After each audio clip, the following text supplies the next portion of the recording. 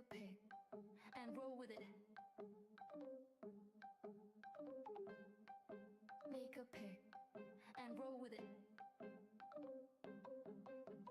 Betting weekly. Fast break from coast to coast and way downtown. From coast to coast and way downtown. From coast to coast and way downtown. Welcome into the latest edition of Betting Weekly Fast Break as we begin yet another week here on this relatively new program under the Bet Rivers Network. And unfortunately for, I guess, sports bettors, we do not have a Game 7 tonight.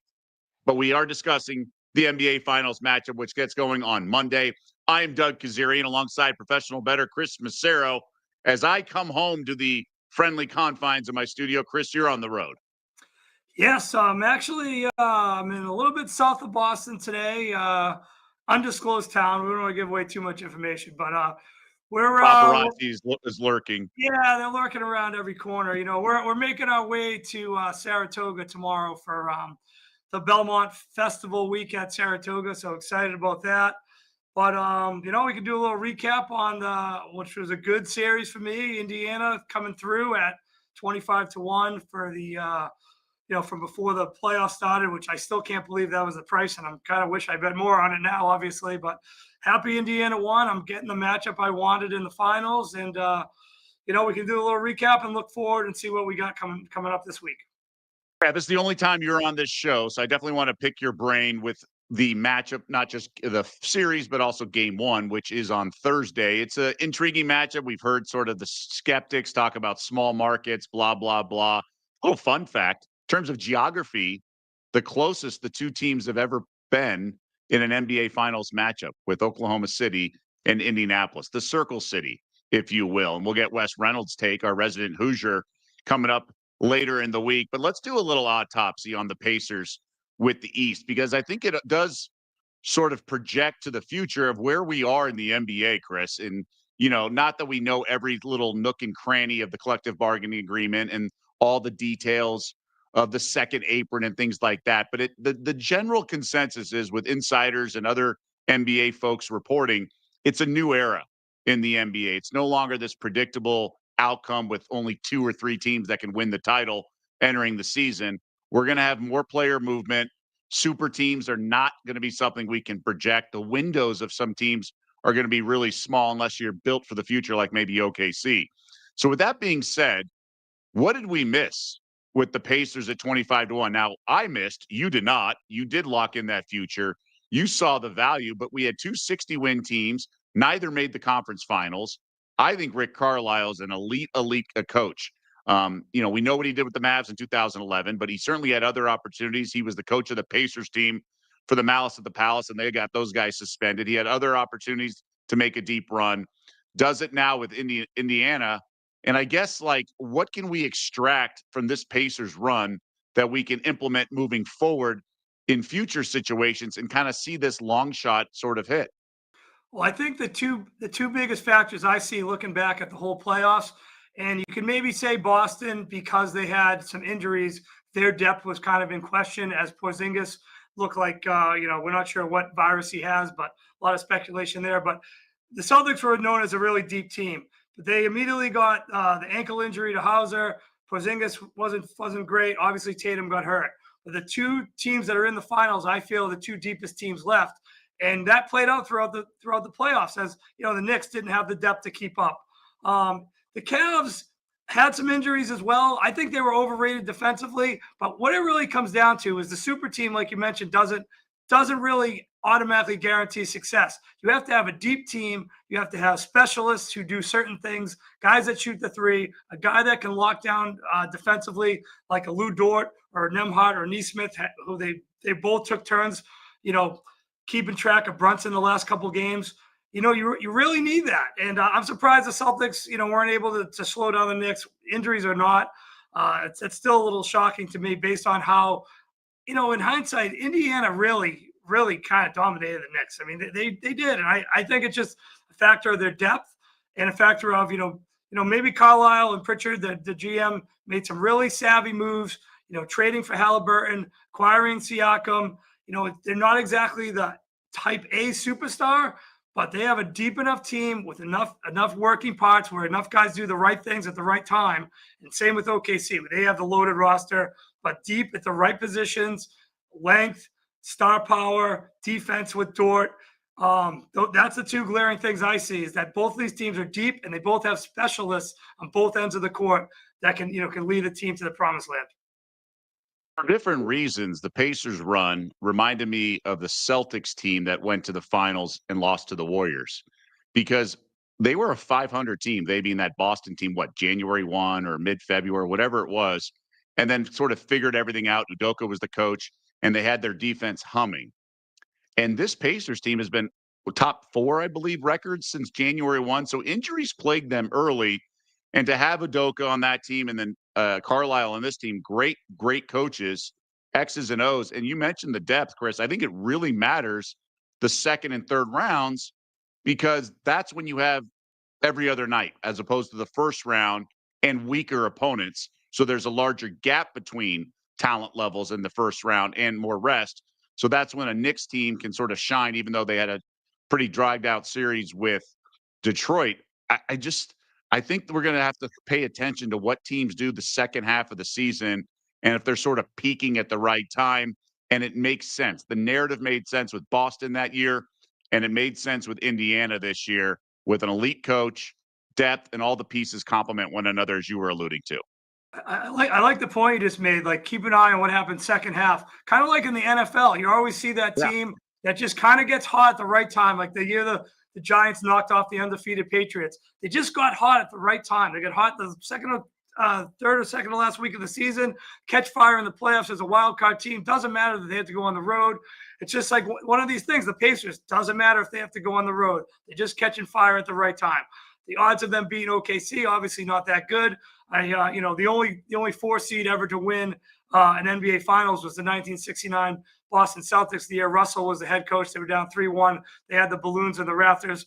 Doug, I'm sure that was a memory of your family growing up, and it's still, it's still a little bit of a nightmare. But that's the only 4 seed ever to win the Finals. I don't think it's going to happen. But you're right. They just caught whatever it was in the right bottle, and they're rolling with it. And they really haven't had a close series yet. So let's see. I mean, can they get one? Can they get one in OKC and make it a series? Are they going to lose the first 2, maybe grab game 3? I'm just not so sure. I'm just not sure how good Indiana's potent offense is against that great OKC defense. That's a perfect segue. Let's get into those NBA Finals. Thunder, once they reached the finals and we were waiting the Pacers and Knicks series, it was like minus 770. I'm like, is it really going to be that high? And sure enough, it is right now, with OKC being a monster favorite. And they were the favorites coming into the playoffs. We thought it is what it is, but minus 715 certainly feels really high until I think about, you have all these experts that say, it's too high. Well, I'm not running to the window to bet plus 500 right now either. So what do you do? Do the Pacers really have a shot to win 4 out of 7? Does OKC's record against the Eastern Conference of 29-1 matter at all? I mean, I obviously it's all matchups, so it only matters how they play against Indiana. But this Thunder team looks like a juggernaut, and then at times it doesn't. They've certainly stubbed their toe at times in these playoffs, like losing game 1 at home to Denver, blowing the lead. They've also played with their food a little too much with Memphis, considering the players that were out for the Grizz. But ultimately, you have to ask yourself, can they really win 4 out of 7 games? Yeah, that's the thing. I really don't think they can get 4 wins. I mean, that would mean winning at OKC. That would mean, defending home court the whole way, which they haven't been very good at in game 3, which is interesting. But they've won their share of road games as well. So I'm not sure that they can pull off 4 games. I think they could definitely get 1.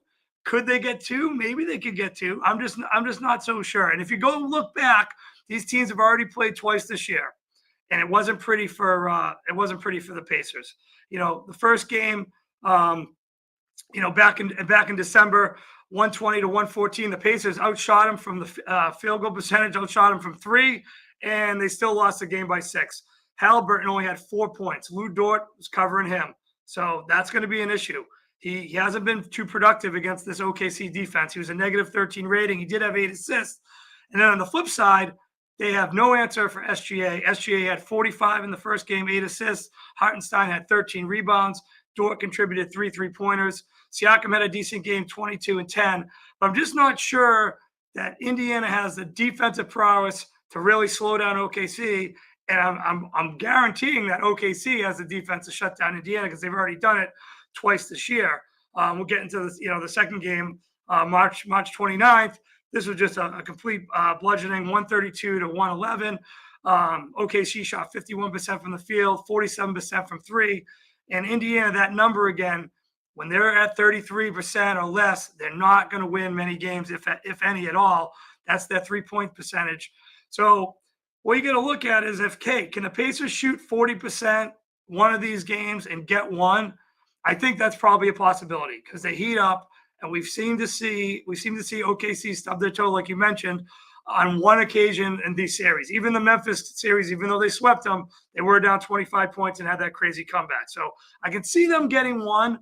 Maybe we look to play OKC in 5 games, which I took a little nibble on at plus 250 last night. I think that's probably the most logical gentleman sweep scenario. They could sweep them, but I don't think they'll get a sweep. I think OKC will have a little bit of a defensive letdown in one of the games. Pacers will shoot 40% from 3, and they'll steal one at least. I agree essentially with every single thing you said. We'll get into the point spread in a sec. I do see the Pacers maybe covering, keeping some games close. But ultimately, I don't think they can beat this OKC team because I don't think Indiana's defense is that good. Yeah, they have some nice pieces on defense. Like you mentioned, Neesmith and Nebhart too, which he defended Jalen Brunson pretty solidly. But ultimately, I think it's just they come at you in waves, defensively and offensively, and OKC's just got too much in that regard.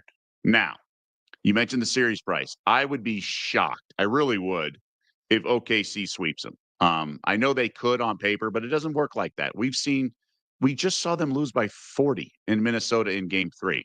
I am praying to God that OKC wins the first 2 games at home.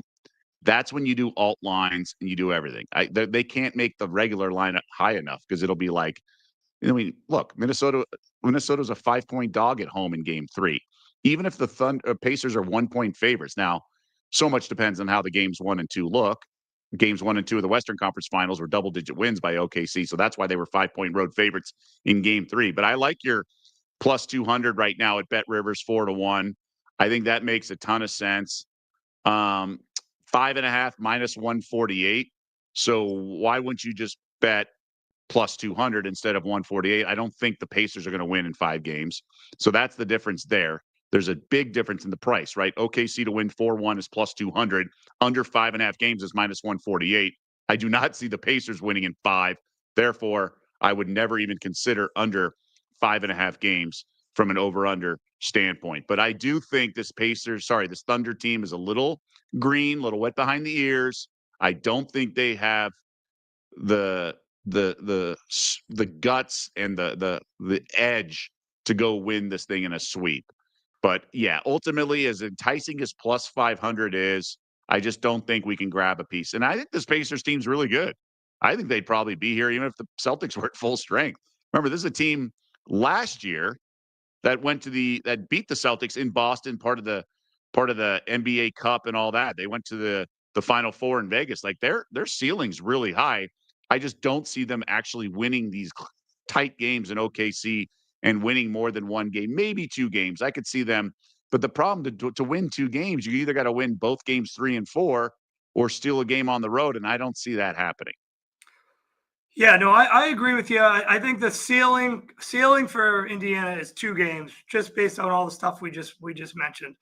So, I mean, I'm landing. I already put a little bet in earlier. Like I said last night, I luckily was able to get plus 250. I don't think that's available anymore. I just don't feel like you said, they come in waves. The defense is so strong, and if we already have some past history. The last 2 games, Halliburton struggled. He had 18 points in the first game. He only shot the ball 12 times. He was 6 for 12, but he was still a negative 18 net rating. He struggled to get a shot off. 4 points in the first game. So, and those games were without Chet. So Chet wasn't even in the mix at that point. I feel like this OKC team, the reason why they might let down or they don't bring the defensive intensity is that they're just so confident that they kind of know they can kind of take a day off and not overextend themselves, be fresh for the next game. They're so confident that when they turn it on, when they crank up the defensive effort, they're going to win.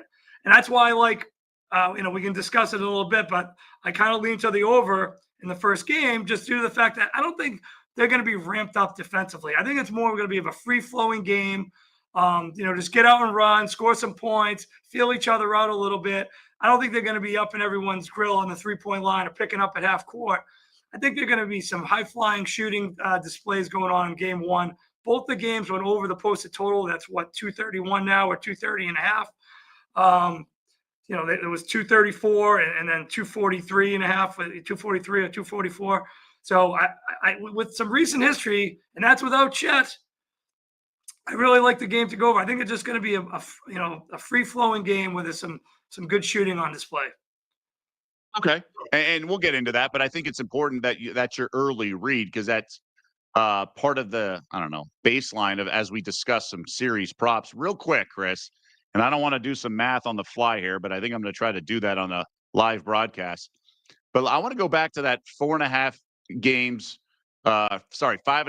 prop, and then Thunder win exactly in 5 games. So it's plus 200, and then you can hedge at plus 110 on the over 5.5 games. So basically, you're laying a lot of price in case the Pacers win the series in 5 or 4, because then you'd lose both. So you're basically laying a certain amount, and I got to do the math on the fly, and I'll get a piece of paper out and do it. But I kind of like the idea of both of those bets being plus money. You can skew the unit sizes, but you have Thunder to win 4-1 at plus 200, right? At the top of the column there. And then to protect it, well, I guess you have the sweep. So never mind. I forgot about the sweep component. I was thinking you could create the own prop because there is a sweep, obviously, is a path there. But ultimately, I don't see the Pacers being able to hang. Like, I like their lineup flexibility and versatility. I think Carlisle's obviously the better coach. Not that Dagno is bad. It's just Carlisle's, I think, elite. But I just think there's only so many things you can do. So let's segue to the props. And you did really well with Naz Reid to lead the Western Conference Finals in rebounds. Didn't get there, but at 80-1, it just missed it by 1 or 2 rebounds. Ant was the leading rebounder in the Western Conference Finals at 40-1. So a 40-1 ticket cashed on these series props. And that just sort of like whets our appetite as we look at the finals, because it can happen, especially if we think it's going to be lopsided. Thus, I think we should look at some of these indexes. So SGA to be the leading scorer is minus 5,000. That's a pretty big line. But I don't see anyone because of the balance of OKC and, frankly, the balance of Indiana, all things considered. I don't see how anyone could outscore SGA barring an injury. Now, if the price gets high enough, then maybe an injury could occur. But is Siakam worth a flyer at 30-1? Yeah, he might be worth a flyer, but it's really tough to go against somebody who's been averaging 39 points a game versus Indiana this year. Guy's been unstoppable and put up a 45-point game. But I would tend to believe that Carlisle, being a good coach that he is, he might decide, hey, we're not going to let SGA get as much as he got. Let's make some of the other guys beat him. And that's where we could come and maybe find some value on some props. So what I looked at, and the one thing that jumped out to me right away was that Halliburton was minus 900 or so to lead in assists. So I figure if they're going to try to get the ball out of SGA's hands a little bit more, maybe we look to SGA most assists at plus 500. He hasn't been bad in the 2 games they played this year, averaging 8.5 assists a game. He had 8 one game, 9 another game. He averaged 8.2 assists in the series versus Minnesota, but one of the games didn't play much because of the blowout. So, maybe he gets to 10 assists. I know Halliburton averaged 10.2 assists in the Knicks series, but 2 of the games he went crazy at 15 and 13. The other ones he was he was well under 10. So I just think the value is there in SGA, factoring in that Carlisle is going to maybe try to get the ball out of his hands a little bit more, just due to the fact that he totally torched them in the first 2 games in the regular season. SGA at plus 500 or better if you can find it. Not a bad bet for most assists. Okay. So you like that because of also, if it's a lopsided scoring series, Thunder are just going to be scoring a lot more than the Pacers. If they're favored by 9 in games 1 and 2, right? And they're going to be favored in game 3, I think. So ultimately, the team totals will be higher, and therefore it could be blowouts, and thus, certain guys pulled, Halliburton pulled. Maybe Halliburton turns into a scorer too, right? If he's doing these step back threes, and he's not the guy who leads the series in assists. Now, there is a lot of ball movement by OKC, but that's why you're getting a nice plus price and trying to beat the favorite, so to speak, to use a horse racing term. Now, going back to points, so just you think it's SGA, and you just don't think any of these guys, because not only is it not have to be SGA to win a bet, but you also have to pick the guy it does happen to be. And I would say, Jalen Williams and Siakam have comparable. So if you pick, let's say you bet Siakam and then Jalen Williams somehow does, it's like, oh my gosh, I faded the minus 5,000 favorite, but I don't even get the right guy. I guess there's a path to Halliburton if he just turns into a scorer and they make him go for like 30 something a game and whatnot. But again, you're asking a lot of something that's unlikely, but these long shots happen. So I just wanted to throw it out there.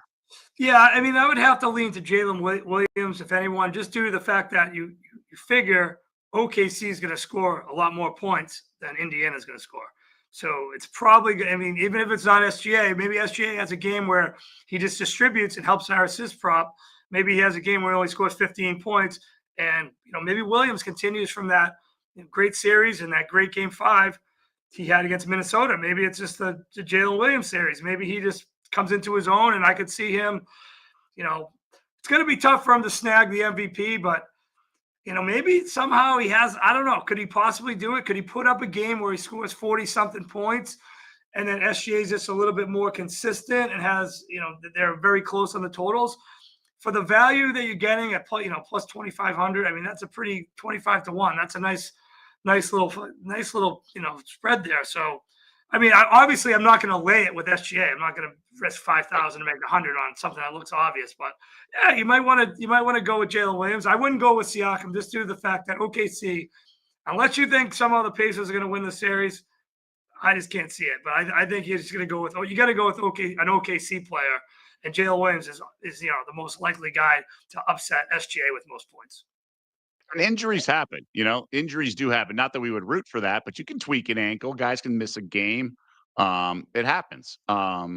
So you just, you never want to lay the minus 5,000. That's just silly. But I'm glad you mentioned it because I certainly glossed over that. I thought that was kind of something that was implied, but it's worth mentioning. Even if you put together a parlay or something, and I say this all the time, whether it's UFC or baseball, like just look at the parlay with and without these huge odds. Like, does it really improve it when you factor in another way to lose and things along those lines? Because injuries, in this case, injuries are a factor in baseball.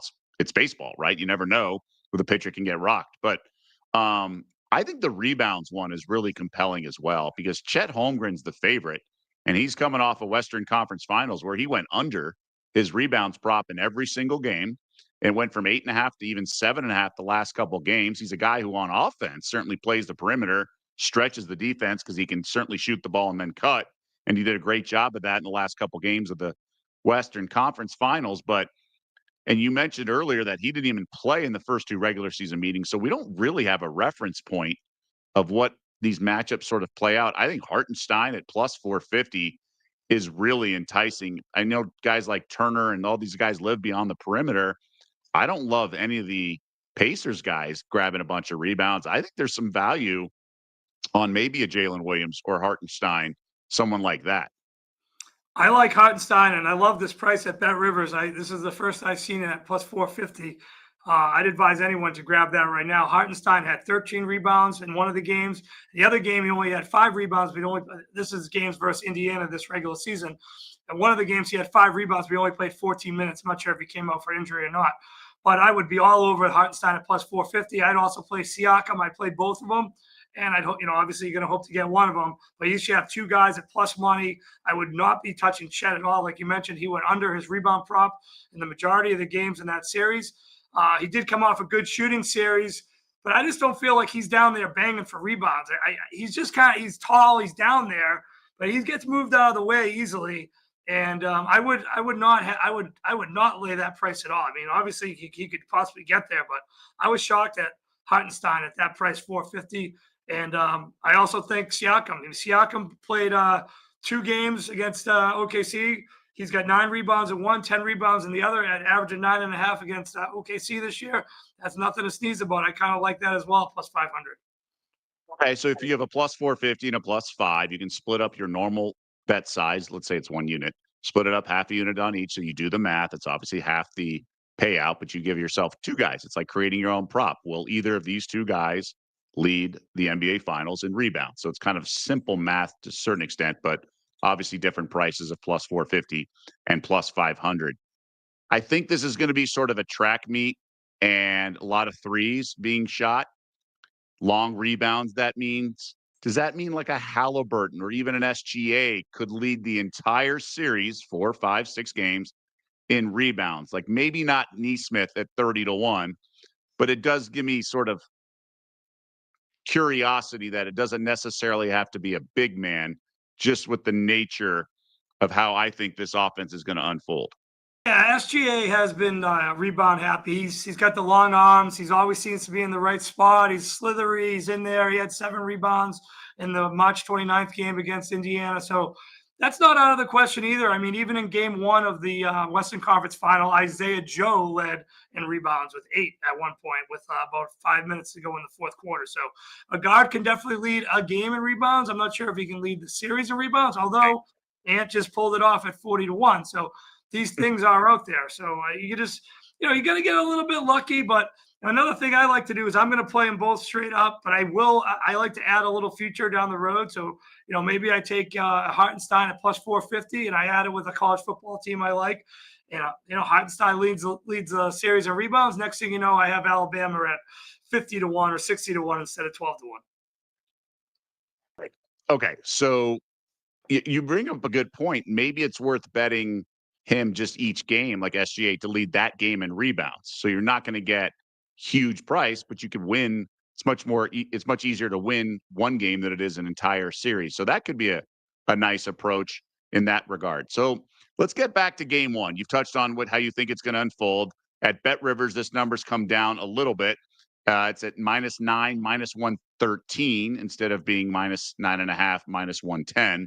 So a little movement there towards the Pacers. So you have I thought this line felt high, but then again, I'm not running to the window to take +9 either. So, or 9.5 for that matter. The over-under ticked up a little bit. Now it's 231 at last check. How do you read that? I mean, you said you're going to see points. Do you think the Pacers can stay attached in this game? A lot of people thought Minnesota could, and then they didn't. And it was a pretty one-sided games 1 and 2. Thunder had the edge coming off the 7-game series with Denver. Let's talk side. I know you like the over, but let's talk side. Can the Pacers stay attached here? I think they can. And you know what happens too in game 1s of series? That's when the crazy stuff happens. We saw it when Denver beat OKC. You saw Isaiah Joe lead in rebounds in the first game of the Minnesota thing. So weird things happen, maybe because the teams aren't as familiar with each other, obviously from different conferences. They've only played each other twice all year, haven't played in a while. Chet didn't play in the first game. So there's a lot of different variables, and sometimes crazy things happen in game 1. So if they're going to steal a game, I would assume it would be game 1. Because if they win game 1, they're not going to be getting game 2 because OKC, that's when they're going to crank up the defense. So, you know what? Maybe OKC is a little confident. Maybe they're a little overconfident just because they, played so well in game 5. But, we'll see. I think they can stay attached. The one thing you have to worry about is when OKC does crank up the defense, you cannot be turning the ball over like Minnesota did. 20-plus turnovers in almost every game. You got to protect the ball. Indiana has to be very conscious of that, because as soon as they start turning the ball over, it's lights out, and it could be a 4-point game and it's 14 points in a blink of an eye. Just with the athletes, the way they run the floor, the way they shoot the three, and like I said, they had one game where they shot at 47% from 3 early this year against the Pacers, and the Pacers left the Knicks wide open on a lot of opportunities throughout the whole series. The Knicks just didn't really shoot it well, so. If they do that again, it could be lights out early, but I wouldn't be too I wouldn't be too apt to say that. Hey, Pacers can hang around for game one. Maybe they try to steal it. I don't know if they can pull it off. I hope it's a competitive game. I don't want to be I don't want it to be two straight blowouts and we're getting a sweep and basketball's over right away. So hopefully it's a competitive game, but I'm definitely leaning towards the over. I don't think the defenses are going to be that in tune at this point in the series. Why is that? Do you think it's a feeling out process a little bit? And to your point, game ones, even when the Warriors and Cavs, when Golden State had Durant, they were minus 2,000. That was the series price. So we think this series price is high. How about minus 2,000 when Golden State faced Cleveland? And that game one game, we all know J.R. Smith and LeBron, that meme, that game went to overtime. But game ones are the ones that can get a little wonky. Even going back to, what was it, 2001, where the Lakers were undefeated in the playoffs. They lose to Philly in game one at home, where Allen Iverson steps over to Ron Lue, and then Lakers end up winning the next 4 games. So game one is a game that I think I would be really careful laying the 9. I know they did it against the T-Wolves, but I'd be careful with the Thunder minus 9. With that being said, I'm supporting your over here at 230.5. I mean, I guess Carlisle could say slow it down and maybe the game goes way under. But we saw what happened when Indiana slows it down.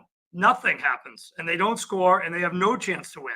So the only way Indiana can play is fast. And they have to play fast. They have to shoot 40% from 3 and they have to hope for the best.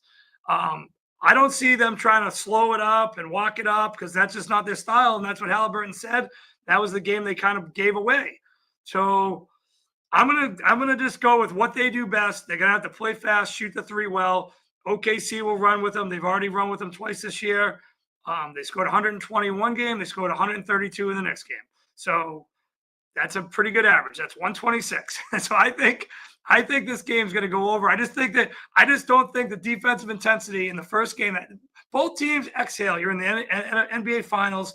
Let's go have some fun game one. Let's play it out. Let's see how it goes. I could even see the first half being an over. Maybe they clamp down a little bit more in the second half. I just feel like that's going to be the flow of the game because that's the way both teams are more comfortable playing. And I just don't see it being a big defensive game for first game of the series. And if you're in Indiana, to your point, Chris, like you don't want to slow it up and get into and attack this defense in the half court. That's when they're at their best. I mean, this is the number 1 rated defensive efficiency wise in the entire league. And the last thing you want to do is try to beat them in the half court because they're so good at switching everything because all of them can guard the perimeter and stuff. And then they even have sort of the flexibility to throw a Caruso on a guy like Joker, like we saw in game 7. So they can Swiss Army knife you any which way. So I think you're going to need to run and gun. And that's the way you've been playing. And maybe you can win 4 out of 7 with variants of bad shooting by OKC in some games because we certainly saw them lay an egg last year. Now, they didn't have Hartenstein, different bigs, things like that. They didn't have Caruso. But, yeah, I mean, the role players can go cold. And if your guys can go hot, you can steal 4 out of 7. You don't need to win 7 out of 7. You got to just outscore them 4 out of 7. Yeah, you just gotta get. I'm telling you, it comes down to that 3-point variance. We've seen it all playoffs. We've seen it all regular season. One team, all of a sudden, the Celtics can't hit a 3. The next night, they're shooting 50%. It's one or the other. Sometimes that's just the way it goes. Maybe Indiana shoots 50. Indiana shoots 50% in game 1. Guess what? They're gonna win the game. That's just the numbers. Maybe that's what they do. I'm not sure they will against that defense with Dort and SGA. And all these guys that they can throw at you defensively on the perimeter. But I mean, it's out there. On the flip side, I think OKC is going to shoot it pretty well too. And there's another prop I'm looking at as well. Forgot to mention this. I'm thinking there's a chance that Lou Dort, who was successful on 6 of 7 attempts in the March 29th game and made 3 threes in the December 26th game. So he made 9 threes in 2 games versus Indiana. He's plus 600, I believe, for most threes in the series. I just feel like I hope if Carlisle does the right thing, he tries to slow down SGA a little bit. You can't let him get 45 a game, or even even 36 a game. You got to get him, somewhere in the 20s to have a shot to win the series. Maybe they get the ball out of his hands. Maybe that gives Lou Dort the opportunity to drain some more threes because he's probably going to be getting some open looks. They're going to leave him open if they're going to have to, double team SGA or get the ball out of his hands somehow. So I'm looking at, there's a couple ideas. You don't have to bet all these things, but just a few ideas at big plus money. You're not going to just, don't just take the favorite. Spread it around, think about it. What could possibly happen where if A thing happens, B is the result. And I think if they get the ball out of SGA's hands, A, you might get more assists from SGA, and maybe Lou Dort has some open opportunities for three where he's been successful against this defense in the regular season. All right, so you see on the graphic there to make at least 3 threes in game one, plus 148. So nice payout at Bet Rivers to make the most threes in the series, plus 500 at Bet Rivers at current market price. So that's certainly intriguing. Halliburton is the favorite at plus 125. He got absolutely shut down in one of the 2 regular season meetings, did have 4 in another game, but Dort's going to be guarding him. So if he's assigned to Halliburton, then Dort's going to be out there, and he's not afraid to shoot it. His shot may draw rain, that given the arc he shoots with, but it has certainly been productive and effective, so to speak. All right, man. So anything else that we left off? I know you got a horse racing at Saratoga the rest of the week on your calendar, but I just wanted to get you on record with anything before we, let you go and go have fun this week.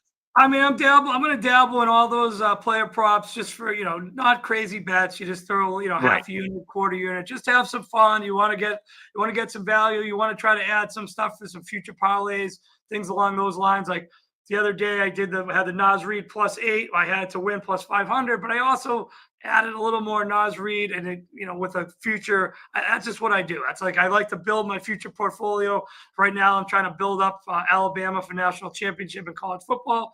We'll see where that goes. I just seem to like them this year. I don't think Alabama is going to fall off 2 years in a row, but I'm going to be on the over in the game. I have a little at 230.5. I also bet OKC to win 4-1 I had it at plus 250. So that's where I am right now. I like over in the game and 4-1 in the series and just dabbling with those props. So we'll see where it goes. And, sorry I can't be with you the rest of the week. Just going to be tough. We're going to be up at Saratoga. So, my apologies. It's authentic betting, though. It's good. You're at the track. None of this other vacation stuff. You're going to be gambling, which is what people want. Maybe they'll go to Saratoga and find you in the line to pick your brain. But you got a bonus college football play today. So there you go. Just a reminder, obviously, to get involved in the conversation. We always like people chiming in on the YouTube channel. So it's good for, we will answer questions and direct questions or, requested bets, things like that. We have Jury George Starchevich says, good day to all. What an old-fashioned whopping that was on Saturday. It certainly was in a closeout game. Chris and I sort of saw it coming. We did give some pause on Friday's show. Maybe we gave the Knicks a little too much credit, but sometimes that happens, and you're always going to kick yourself a little bit, but so be it. And by the way, catch Betting Weekly Game Bet Match and Betting Weekly WTA throughout the French Open for picks and angles from our tennis handicappers. It's slow sports calendar, especially today, but between now and game one on Thursday. So plenty of tennis as the French Open evolves and tons of content on the newsletter. And go check that out. Sign up for free, bettingweeklystudios.com. You got links to all these podcasts, Bet Rivers odds everywhere, breakdowns of soccer and tennis. As I mentioned, the French Open going on. So a lot of good stuff there. And maybe even, Chris will chime in here from Saratoga. So we'll have to stay tuned on that one in case he's got a good horse pick later in the week. But that's going to do it for this edition. No WNBA, by the way. The W returns tomorrow with, I think, 3 games. So we'll get into that. The Fever back on the court. So I'm fading those people. I'm a little upset at that one. But anyways, for Chris Macero and everyone else behind the scenes that does a great job with the graphics and producing, I'm Doug Kezirian. We'll see you back here tomorrow.